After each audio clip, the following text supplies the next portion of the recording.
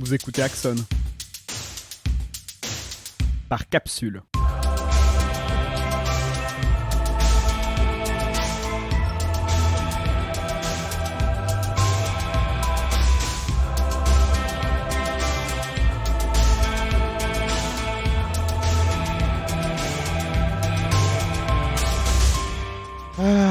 Le genre. La question a pris le devant de nos préoccupations politiques depuis une dizaine d'années déjà. Vous en avez probablement ras-le-bol, et je peux le comprendre. À défaut de pouvoir régler la question une bonne fois pour toutes, nous avons rassemblé un panel de spécialistes d'horizons différents afin de circonscrire la question de la façon la plus honorable et totale possible. En un mot, nous vous offrons pour ce nouveau thème d'Axone un espace sonore qui rassemble et relie les connaissances de différentes disciplines pour les faire converger vers vos interrogations afin de les nourrir et de les faire grandir. Et comme toujours, ce thème est articulé autour du témoignage d'une personne au cœur de celui-ci. C'est cette fois-ci Simon, assigné fille et pourtant un homme, qui porte courageusement sa voix afin de nous faire ressentir et comprendre ce qui ne fonctionne pas dans notre conception naïve du genre. Ce thème est, nous l'espérons, l'occasion pour tous de saisir l'intensité de cette souffrance collective que nous éprouvons malgré nous. Qui que nous soyons, d'une manière ou d'une autre, dans ce carcan étroit qu'il est sain et rationnel d'interroger. Nous sommes, je dois le dire, assez fiers de notre travail. Et nous espérons du fond du cœur qu'il permettra de satisfaire votre désir de connaissance comme il nous a permis de remettre en question ce qui nous paraissait être les nôtres. Ces 2 premiers épisodes seront consacrés à la parole de Simon, que nous sommes sur le point d'entendre. Bonne écoute.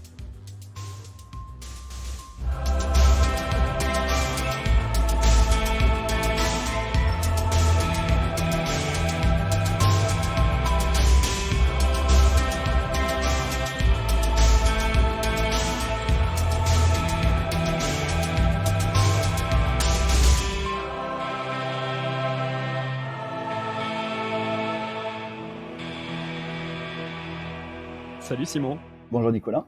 donc t'es mon frère, mais on va faire comme si on se connaissait pas. D'accord.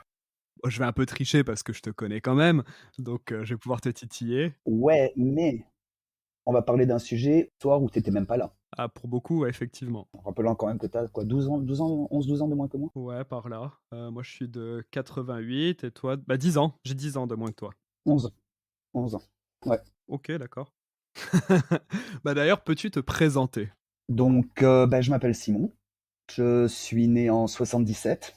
Donc voilà, ça me fait dans les 40 et quelques maintenant. Donc je suis ton frère. J'ai grandi dans le sud de la France et j'habite maintenant depuis une quinzaine d'années à Berlin. Et je suis trans, FTM. C'est pour ça, non, je crois qu'on fait cet entretien aujourd'hui. C'était ça, voilà, on peut parler de la transidentité. Je te laisse commencer avec ce que tu penses pertinent à dire sur ton enfance. Écoute, donc, je suis l'aîné de ma famille. Du coup, moi j'ai une petite sœur, toi t'as une grande sœur. On a grandi donc à Agen.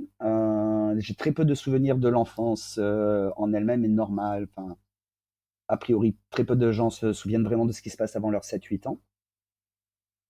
Je peux dire que de toute façon, toute mon enfance, j'ai toujours été un peu à côté de la plaque.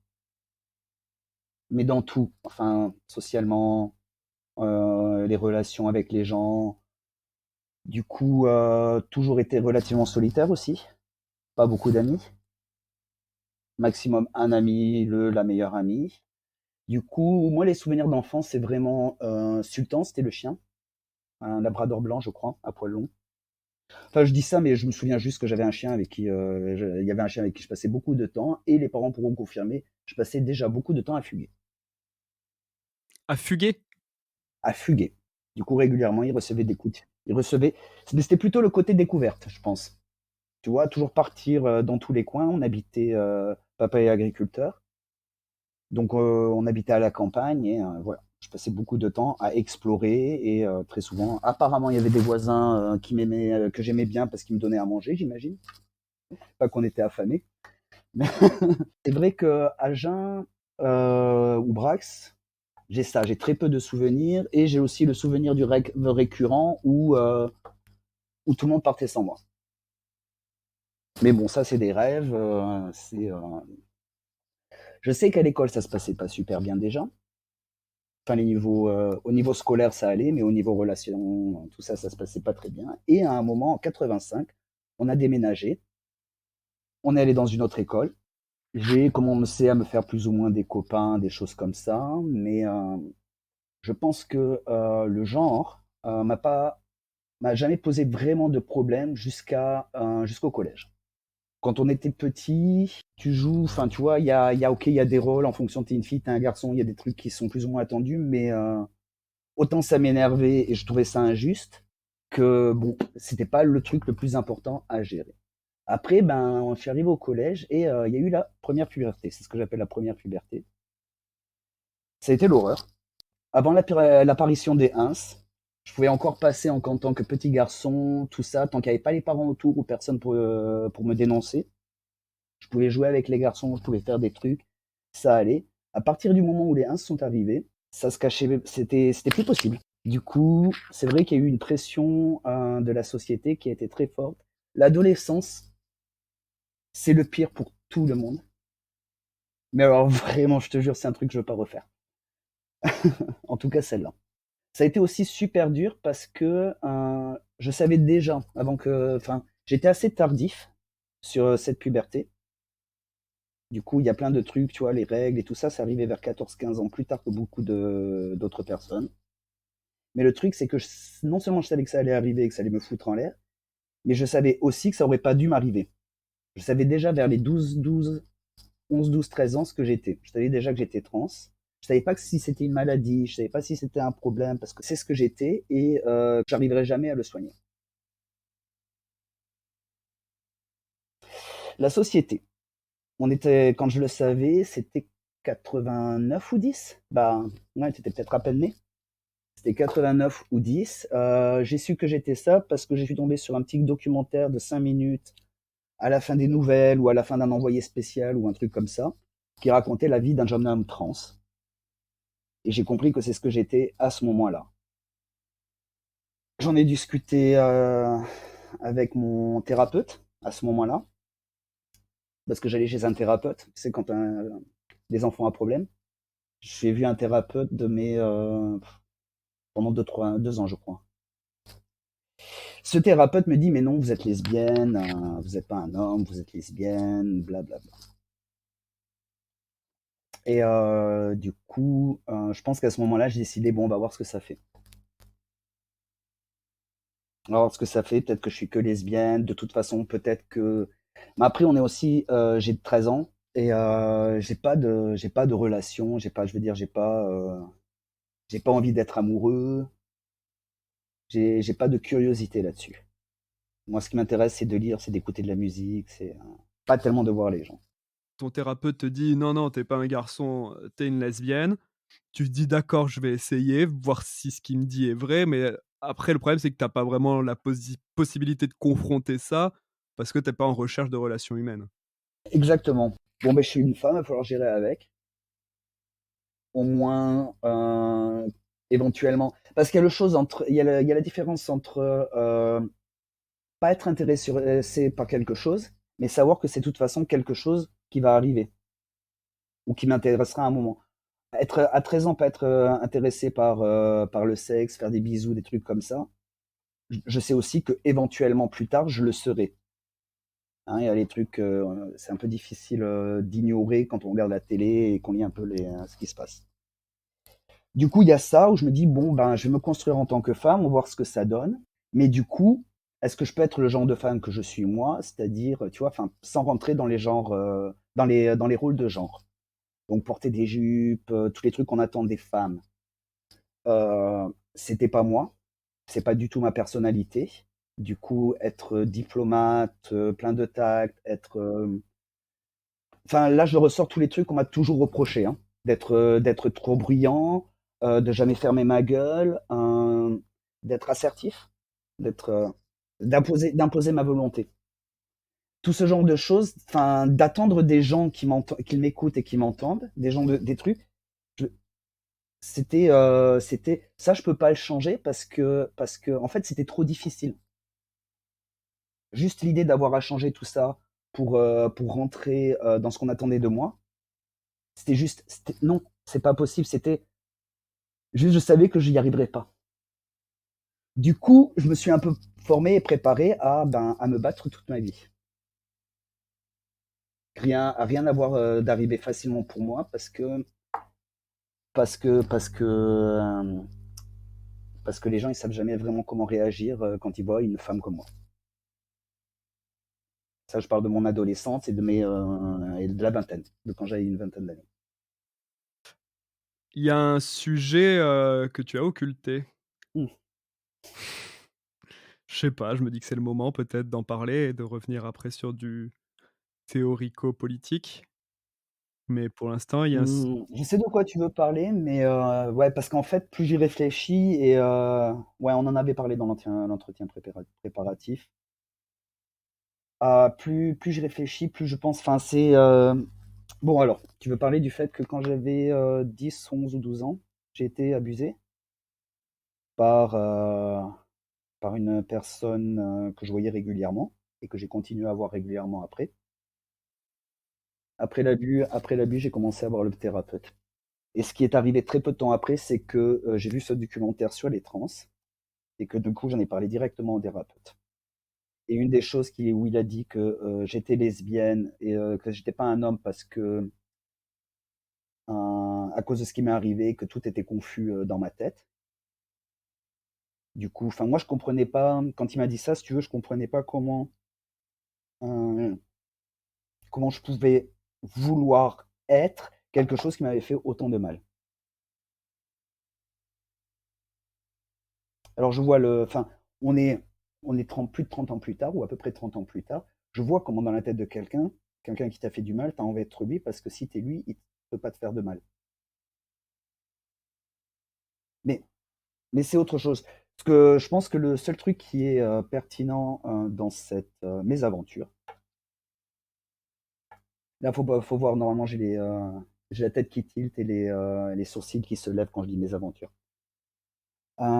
C'est surtout que ça a été utilisé pendant très longtemps pour dénier ce que je pensais être. Si tu veux, quand je vais voir mon thérapeute et je lui dis, ben, j'ai vu ce documentaire, je pense que je suis un homme trans parce que ça résonne, enfin ça me dit beaucoup et je m'y retrouve. Non, non, non, mais vous n'êtes pas un homme, c'est à cause que vous arrivez. Essayez de voir si vous n'êtes pas un peu lesbienne parce que c'est normal que vous ayez peur des hommes après ce qui vous est arrivé. Et c'est un truc à utiliser. Je me souviens aussi quand j'ai fait le coming out de lesbienne. Et j'aime pas les filles, je suis pas lesbienne. C'est juste qu'à cause de ce qui m'est arrivé, j'aime pas les hommes.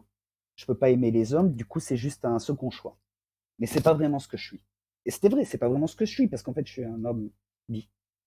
disons que, bon, tu as été confronté à cette personne, régulièrement suite à ce qui s'est passé.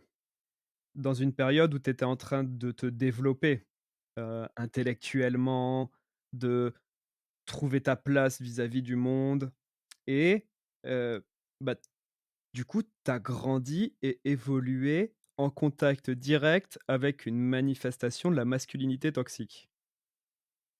Ouais, alors la manifestation de la masculinité toxique, je l'avais plutôt tous les soirs à la maison que ça arrivait honnêtement, on va dire, je pense que c'était une fois, 2 fois par mois peut-être, je voyais mon abuseur. C'est pas si souvent que ça, il était là tout le temps, mais je le voyais pas si systématiquement. Enfin, c'est l'impression que j'ai. Après, si tu veux, c'était il y a longtemps. Comme on l'a déjà dit, moi, toute l'adolescence, c'est une période extrêmement traumatique. Donc, où il y a ça qui est arrivé avec bah, ce type qu'il fallait que je voie régulièrement. Je rentrais à la maison, donc je me faisais tout le temps engueuler dans tous les coins. J'allais à l'école, je me faisais engueuler par les profs, faisais foutre de ma gueule par les collègues, par les copains. Enfin, si tu veux, j'ai vraiment l'impression que l'adolescence, j'avais rarement un moment où j'étais tranquille. La nuit, quand j'étais dans mon lit, à bouquiner, c'est le moment où j'étais tranquille. Donc, honnêtement, cette histoire-là, c'est une humiliation ou un, trauma- un traumatisme de plus dans une période qui est la période la plus noire de ma vie. Et je me dis, j'ai quand même eu de la veine par rapport à beaucoup d'autres personnes. J'ai quand même eu une adolescence privilégiée vu que j'étais dans une très bonne école. J'avais quand même à manger tous les soirs et je dormais dans mon lit, dans ma chambre. J'avais quand même du coup la possibilité d'être seul assez régulièrement. Enfin, tu vois, avec le temps, il y a beaucoup de choses qui se remettent en place. Et même si tous ces petits traumatismes réguliers ou plus ou moins gros que j'avais, ils m'ont quand même formé et font ce que je suis maintenant avec quand même beaucoup de trucs à régler. Mais franchement, qui n'a pas eu une adolescence de merde? Non, mais c'est le principe de l'adolescence, de toute façon, c'est vaincre la merde. Enfin, y arriver peut-être pas forcément, mais en tout cas la subir et se reconstruire autour de ça. Mais, Exactement. justement, tu es en train de me dire, que c'est tout ce qui s'est passé qui a forgé ce que tu es. Mhm. Donc est-ce que tu penses que c'est, ce qui s'est passé dans ton enfance et ton adolescence qui a fait de toi un homme? Qui a fait l'homme que je suis. Non, j'étais déjà un homme. J'étais déjà, enfin, voilà, j'étais déjà un petit garçon.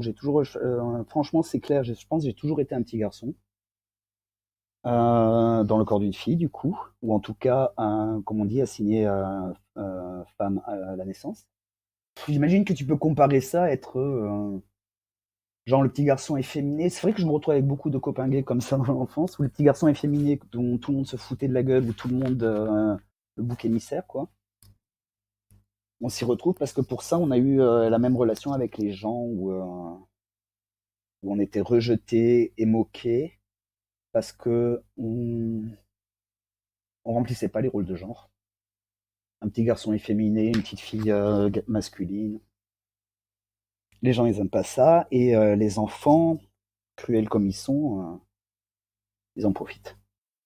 Mais du coup, je fais un l'homme que je suis et que c'est un homme qui a passé du coup 30 ans, au moins 30 ans, à subir les violences féminines ou les violences faites aux femmes. Du coup, c'est sûr que bah, l'homme que je suis maintenant ne peut pas ne pas être féministe. On attend d'un homme une certaine masculinité, une certaine comment ça s'appelle, virilité. Et donc un homme viril qui a des jobs de bonhomme, qui gagne les sous pour la famille, qui a des décisions, qui sait où il va, enfin tous ces trucs-là. Du coup, on va attendre aussi d'un homme trans de répéter enfin de s'intégrer dans ces rôles. Simplement, bon perso, je pense pas que ce soit très pertinent. Quand j'ai fait mon coming out de lesbienne, du coup, vers les 20 ans, un truc comme ça, j'ai eu des réflexions comme ça aussi. J'ai eu des potes qui disaient: «Ah ben cool, on va pouvoir noter les meufs ensemble, on va pouvoir draguer». J'étais: «Ben, pas dans ce contexte-là, non».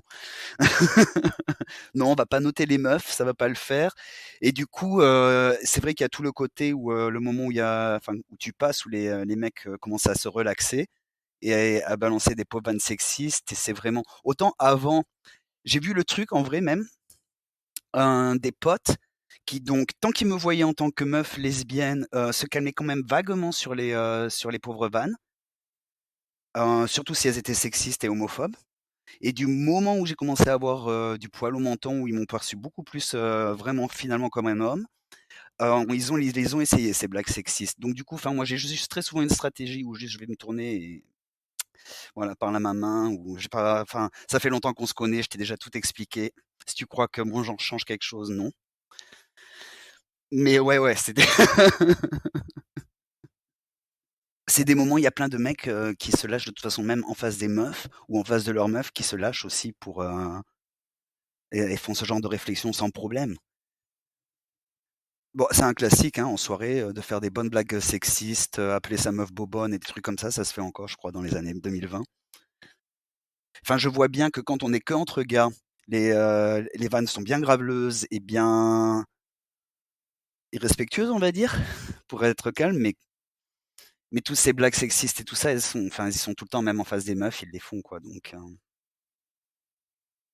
c'est juste qu'ils espèrent une espèce de complicité que je sais clair, ils auront pas avec moi, là. Non, non. Au niveau de la masculinité en soi, je revendique pas particulièrement une masculinité.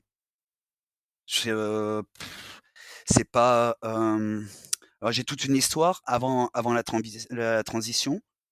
Du coup, j'étais plutôt, tu sais, le genre de lesbienne bien butch, à bien parler fort, à pas hésiter un grand coup et ça, mais ça, c'était des trucs qui étaient, enfin, c'était une attitude qui était valable de mon point de vue. C'était pas confortable pour les amis, hein, c'était pas sympa pour les gens autour, mais c'était valable parce que, bah, j'avais des choses à dire et personne allait m'écouter.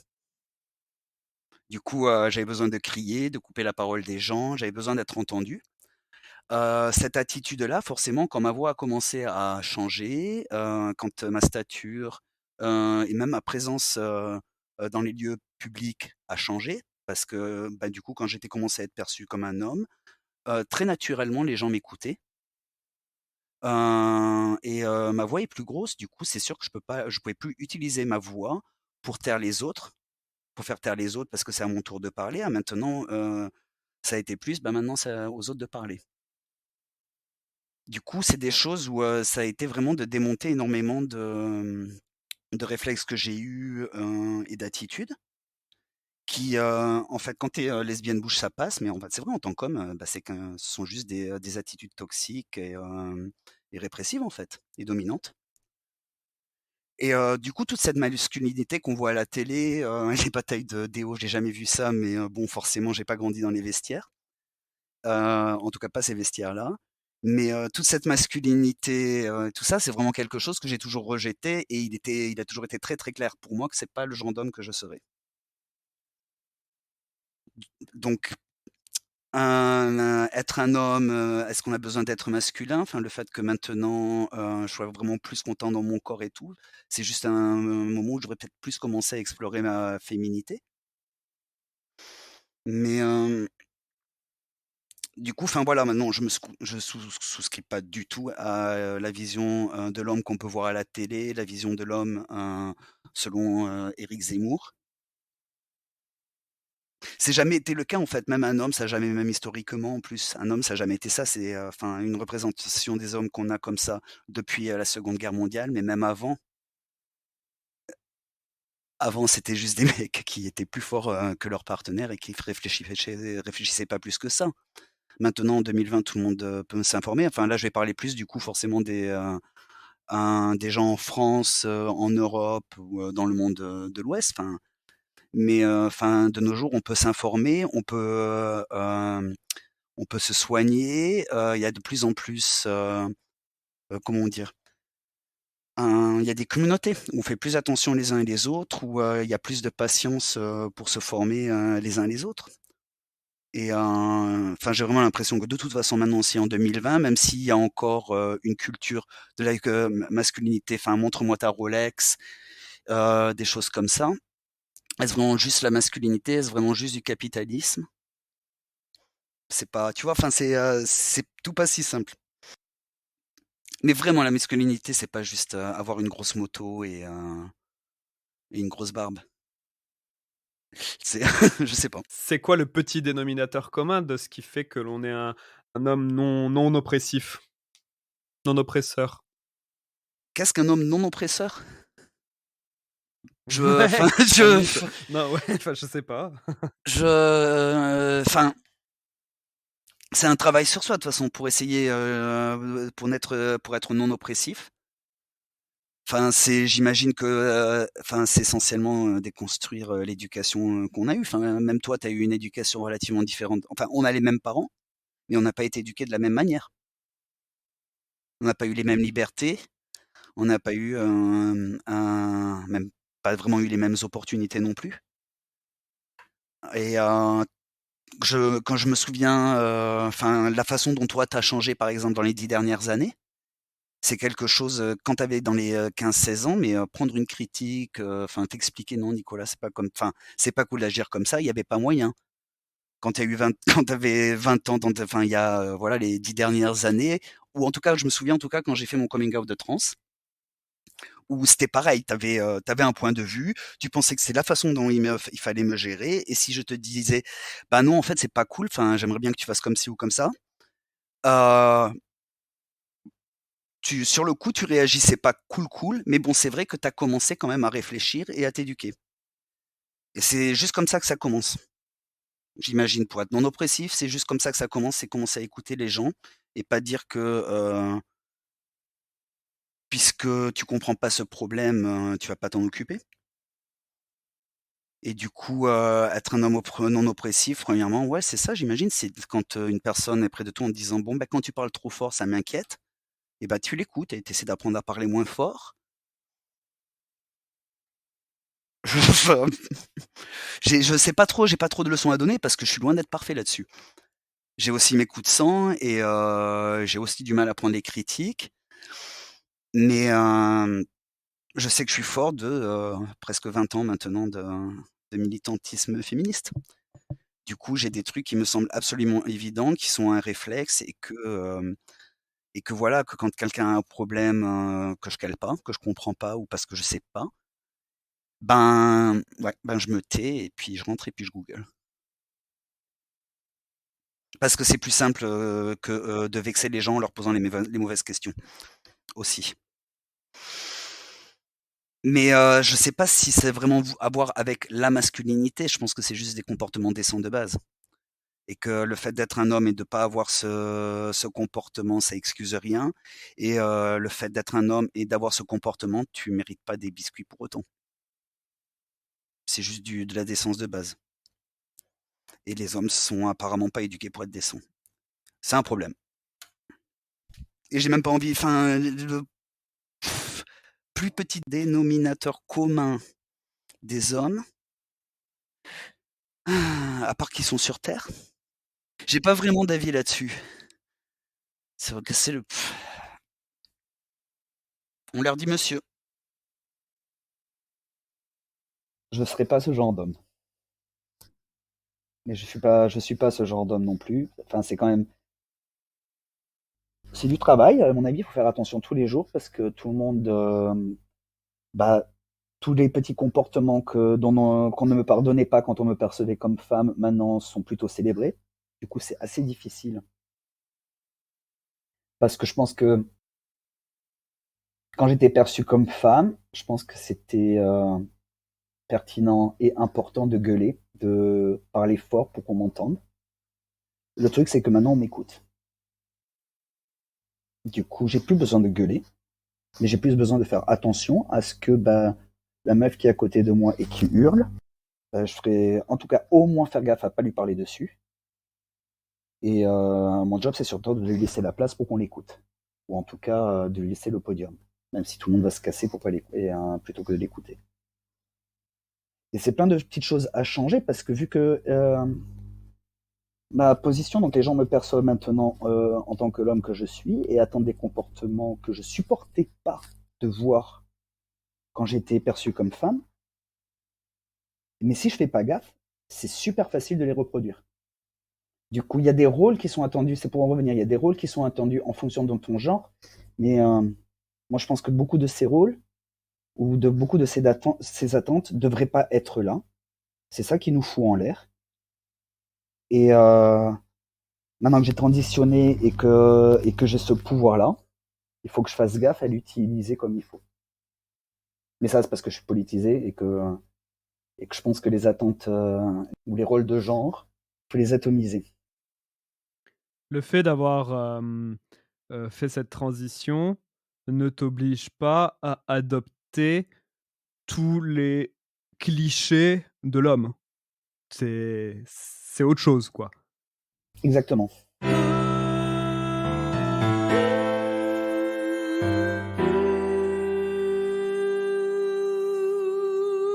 Être antiraciste, ça m'a pris un temps mais fou. Dans la famille, donc j'ai grandi dans une famille quand même vraiment de droite, très raciste, mais évidemment ils sont pas racistes. Et tout ça, ça m'a pris énormément de temps à comprendre, mais le moment où j'ai compris, c'est un moment où ça a été pour moi une délivrance, parce que quelque part, depuis tout petit, ça m'a gêné, ça me gênait. Je l'avais déjà remarqué qu'il y a un truc qui est pas cool envers les gens racisés en France ou dans le monde. J'avais déjà remarqué, mais tout petit, quand tu poses des questions et qu'on te dit, bah, c'est comme ça que ça marche. Et oui, de toute façon, les gens racisés, ils sont comme ci, ils sont comme ça. T'es tout petit, tu crois ce que les parents te disent. À l'adolescence, il y a tellement d'autres choses à gérer que d'aller voir ce qui se passe chez les autres, que c'est la question ne s'est pas posée. Puis un jour, je suis parti, voilà, en faisant des rencontres un peu politiques. Tu te rends compte que tous ces petits sentiments ou ce gros malaise, il n'y a pas que ça, il n'y a pas que le fait que je sois trans, il n'y a pas que le fait que je sois vue comme une femme, il n'y a pas que les violences sexistes, il y a aussi le mal que les hommes font aux autres.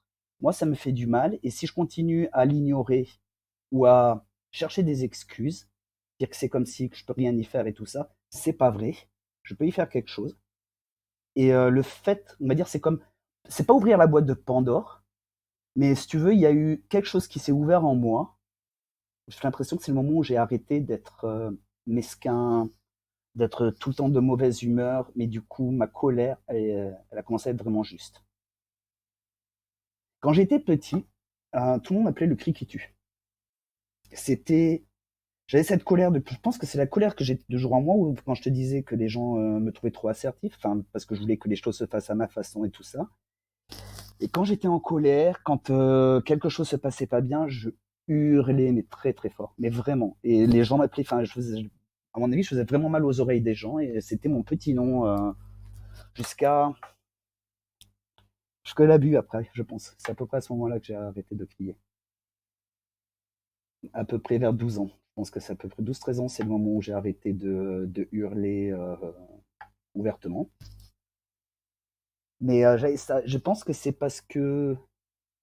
Bon, alors le fait que je sois relativement très très sensible, du coup, j'avais du mal à gérer toute cette violence autour de moi. J'ai jamais pu vraiment gérer avec l'injustice. Et à un moment, je me suis calmé parce que je me suis rendu compte, le monde est injuste, c'est comme ça qu'il est, tu pourras rien y faire. Et en vrai, 10 ans plus tard, je me suis rendu compte, si je peux y faire quelque chose. Ce ne sera pas la révolution, mais ça sera un peu l'évolution. Quand tu as l'impression de faire quelque chose, ça peut aider un petit peu à supporter ce qui te met en colère.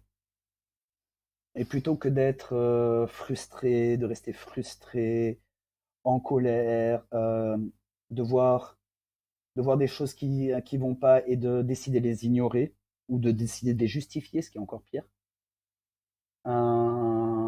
J'ai décidé d'arrêter ces conneries-là et d'ouvrir les yeux. Et en ouvrant les yeux, du coup, tu peux pas continuer à fermer les yeux sur sur toi-même. Si tu justifies le monde, si tu justifies dans ta tête le monde sexiste ou la société sexiste, du coup, tu peux justifier de rentrer dans un rôle. Si tu te mens à toi-même, tu peux mentir à la société, tout ça, et puis, au bout d'un moment, juste, ça fait plus sens, et du coup, soit je pétais un câble, soit je faisais ce qui était bien pour moi. Mais donc là, tu veux dire que ce qui était bien pour toi, c'était quoi? C'était, la transition ou non, c'était de La militer? politique. Là, La c'était la politique. Ah ouais, politique. Ouais. d'accord, hein, c'est bien ça, hein, c'est la Ouais, politique. ouais. La politique. De prendre Et position, quoi. du coup, ça a été ce moment-là, la politique, prendre position, faire quelque chose. Et c'est le moment-là où j'ai dit, je vais faire de la visibilité lesbienne. Vous allez voir ce que c'est que de la vraie camionneuse. Josiane Balasco, assieds-toi, je te montre. Mais elle était bonne, hein, elle était très très bonne. Pas de problème pour ça.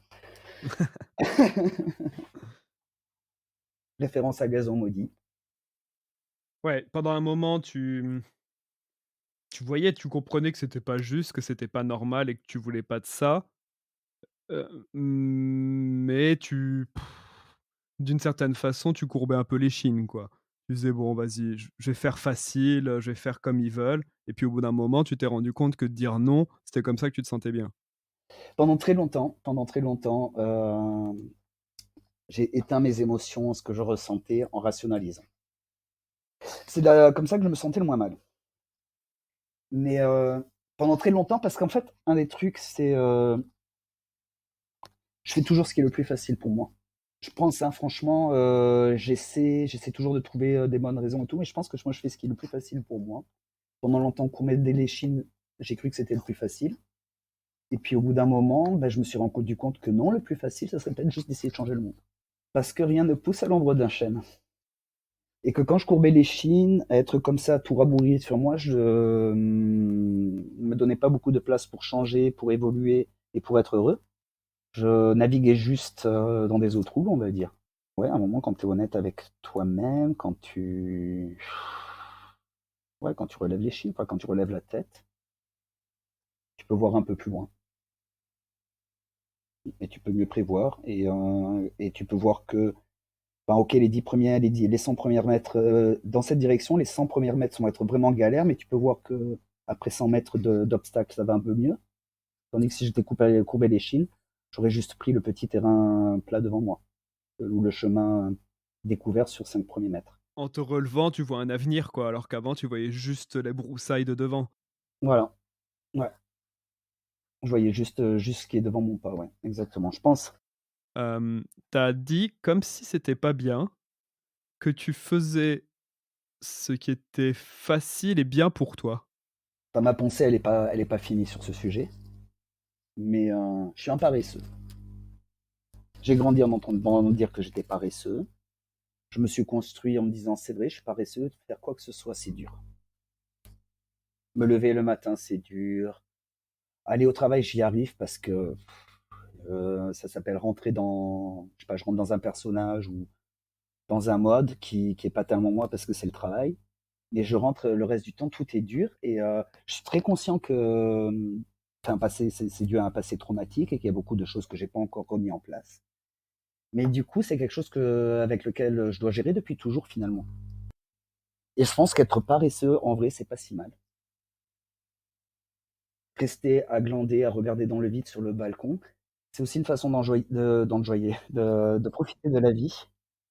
Et quand je dis que je choisis toujours la voie la plus facile, en vrai, je pense que je choisis vraiment la voie la plus facile à long terme. Un mensonge, c'est pas la voie la plus facile du tout.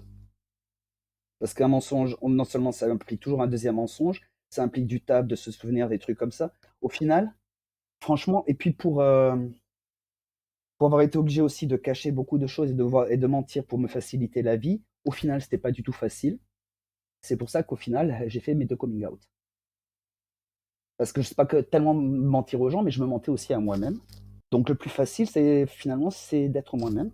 À long terme, ça a été des années pas faciles du tout, mais maintenant ça l'est. Ce que je voulais dire que je choisis toujours la voie la plus facile, parce que la voie la plus juste reste la plus facile, ou la voie la plus intelligente reste la plus facile, à long terme.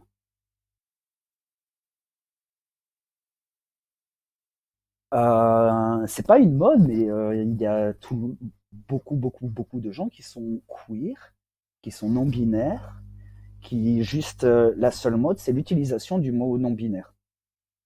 Je pense juste les gens avant se disaient juste tordu, euh, dérangé, tu vois, androgyne, ça a été aussi souvent ça. Mais juste, même quand t'es pas androgyne, ouais, ok. Mais tu vois, enfin, une façon de soi-même, se donner soi-même son identité et d'utiliser un mot pour se représenter. Donc moi, je dis que je suis un homme trans. Mais d'autres personnes vont utiliser des mots comme genderqueer. Ils vont dire, oh, je suis un homme féminin. Oh, je suis une femme masculine, des choses comme ça. Il y a plein ou je suis pas d'un genre, des choses comme ça. Et ce qui est autant une représentation politique très importante parce que ça dénonce les rôles de genre comme imposés par une société binaire. Ça dit que les personnes aussi n'ont pas besoin d'avoir juste 100% femmes, 100% hommes et peuvent aussi s'identifier dans un genre sans performer un rôle, mais sans aussi avoir une dysphorie de genre. Des personnes peuvent très bien se considérer et sont des hommes tout en ayant des règles tous les mois, tout en ayant un bon 110D de poitrine. Et ce sont quand même des hommes tout aussi valables parce que le genre n'est qu'une construction. Mmh. Je suis d'accord et on peut se demander si, tout simplement, les, non binaires, plus plus que le dernier exemple que tu viens de donner, tu vois? parce que le dernier exemple que tu viens de donner, quelqu'un qui aurait des seins et des règles et qui se considérerait homme, c'est pas la même chose que, quelqu'un qui se considère, enfin, je pense, hein, de mon niveau de connaissance, que quelqu'un qui se considère comme non binaire en ceci qu'il pense, et je crois que c'est ça, avoir dépassé le concept de genre. Et il est déjà cette personne est déjà dans l'étape suivante. Euh, hmm, je pense non. Je pense que si cette personne est snob, c'est comme ça qu'il le verra, ou elle le verra. Mais je pense qu'être non-binaire, c'est juste considérer qu'on n'appartient pas 100% à un, un extrême du spectre. Il y a le spectre féminin, masculin, et être non-binaire, c'est comme un peu le spectre de la sexualité, où tu es 100% hétéro, 100% homo. Il y a toute une variance, il y a des degrés d'hétérosexualité, d'homosexualité si on veut, et je pense qu'il y a des degrés de féminité, de masculinité, et on se met où on veut. Et le fait d'être non-binaire, j'imagine que, enfin, il y a des personnes qui vont être non-binaires qui vont avoir des dysphories de genre, des personnes qui vont être non-binaires qui vont se sentir très bien dans leur corps, mais juste pas bien dans la société, ou en tout cas qui ont besoin de montrer à la société super binaire que non, c'est pas comme ça que ça se passe. Il y a plein de personnalités qui sont tout aussi valides les uns que les autres. Simplement d'être snob, je pense que ça ne l'est pas valide. Ouais. Non, non, mais parce que je me suis peut-être mal exprimé. Non, non, oui, Ce que allez, ce on que va dire que c'est juste ça. Non, parce que ce que je veux dire, moi, l'impression que j'ai sur ces questions-là, mon sentiment, c'est que la version up to date de la société, pour reprendre l'expression que tu as employée tout à l'heure, la version finie de toute cette, réflexion, de ce dépassement de la construction du passé, en fait, c'est que on va déjà dissocier le rôle du sexe et la sexualité du sexe aussi. C'est-à-dire que les gens, on est ce qu'on veut être, point. Et donc je pense que tout ça sont des étapes de la construction de ce futur qui a compris, d'une certaine façon.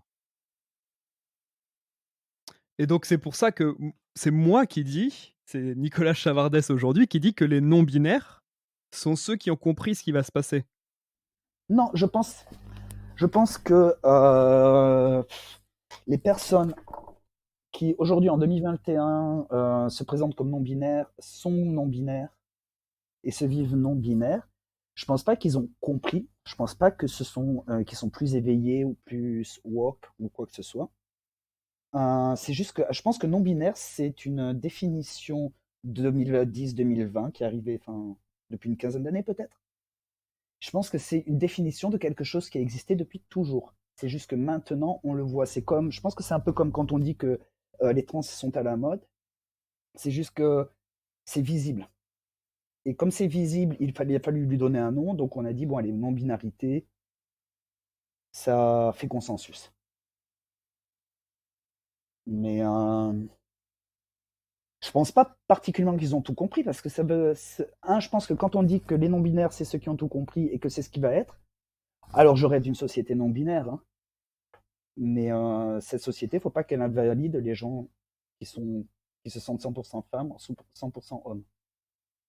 Et la non-binarité en hégémonie comme ça, si c'est le nouveau top ou si c'est le nouveau hétéro ou le nouveau, tu vois, je suis pas sûr.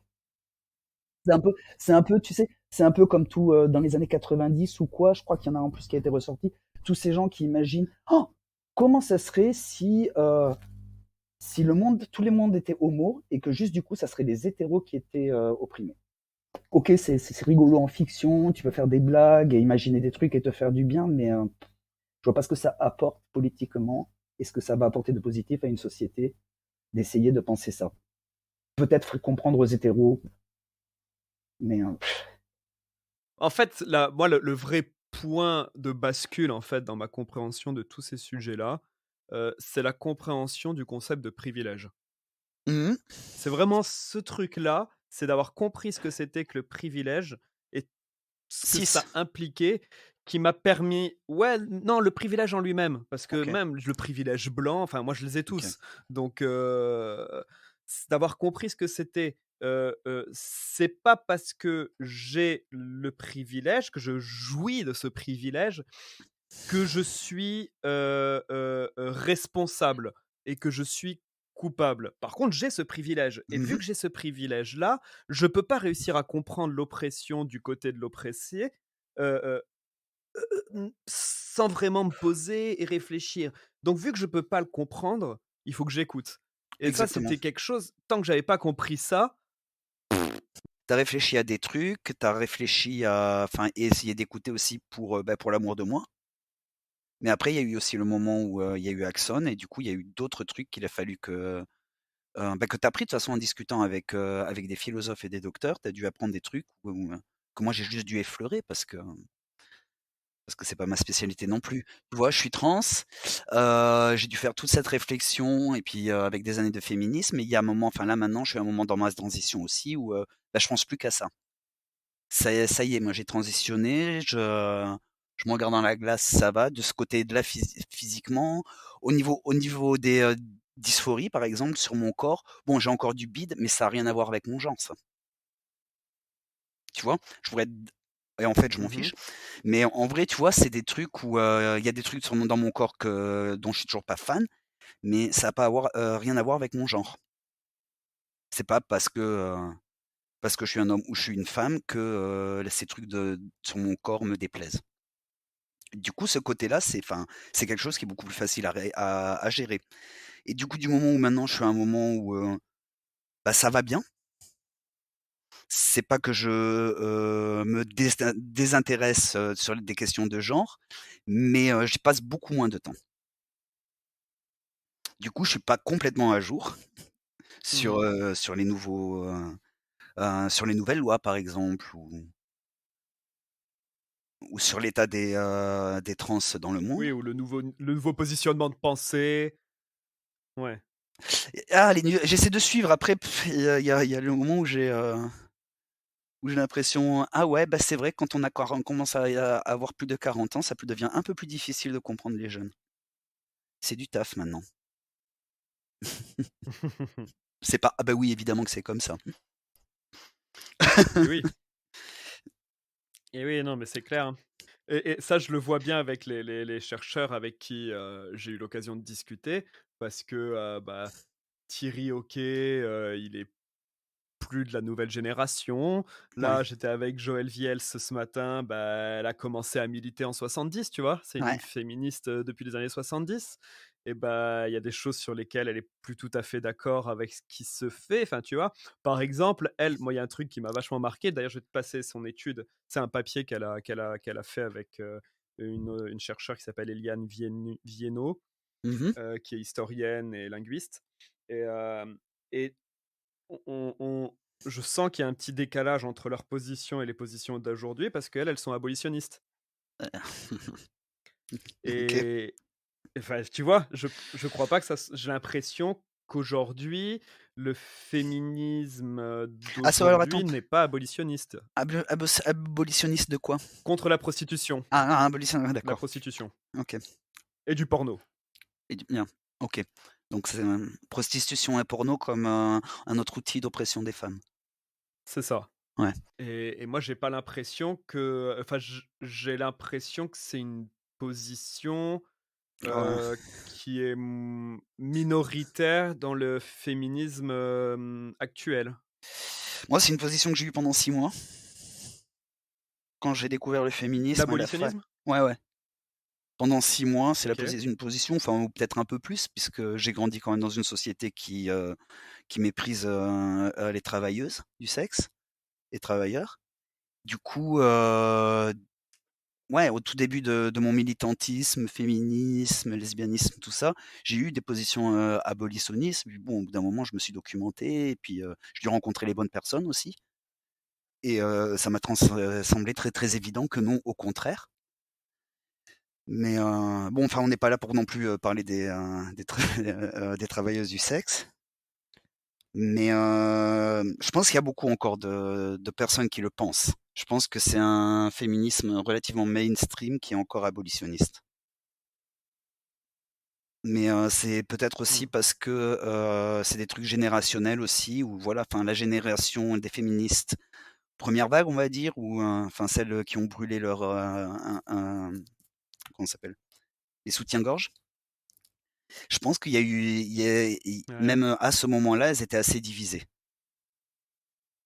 Mais je pense que c'est une voix, enfin la voix abolitionniste ou la voix, cette voix-là en tout cas, c'est celle qu'on va entendre toujours le plus, ou en tout cas, enfin je sais pas comment c'est la télé française, hein, puisque ça fait maintenant plus de 15 ans que j'habite plus en France. Mais moi quand je partais, c'était quand même, enfin le discours général, même chez les féministes, ça a toujours été plutôt abolitionniste et heu, et que, enfin les non-abolitionnistes ou pro-loi en tout cas pour les aider, je crois que c'est encore assez, enfin radical ou en tout cas très, enfin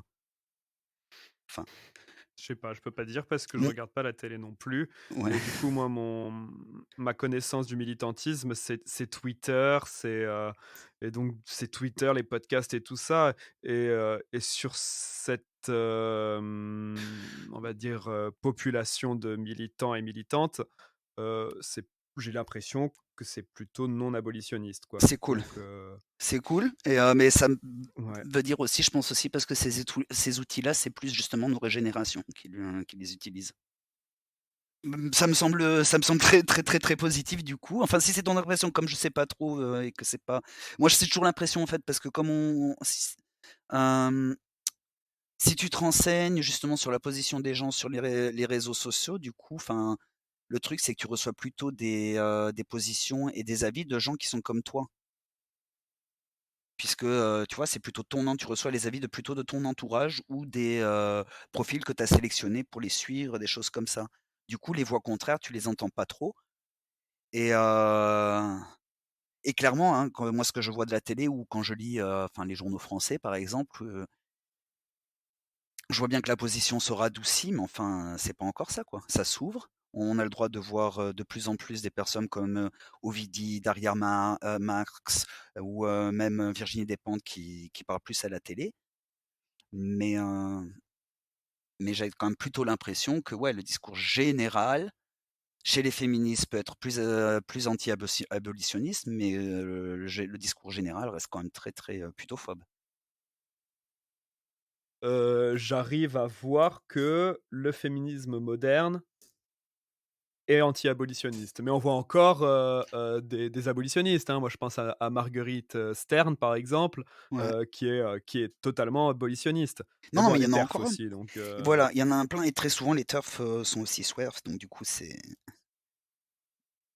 TERF and SWERF, SWERF. c'est, Sex worker, sex worker, ouais, OK. exclusionary radical féministe. Du coup, voilà, c'était, tu sais, Mmh. ouais. Ça Ouais, va ouais, très ouais. souvent ensemble, oui. OK. C'est, très souvent Je aussi suis pas des trop visions, surpris.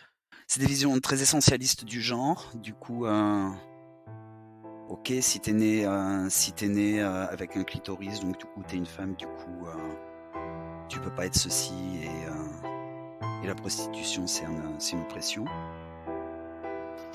On n'est pas d'accord.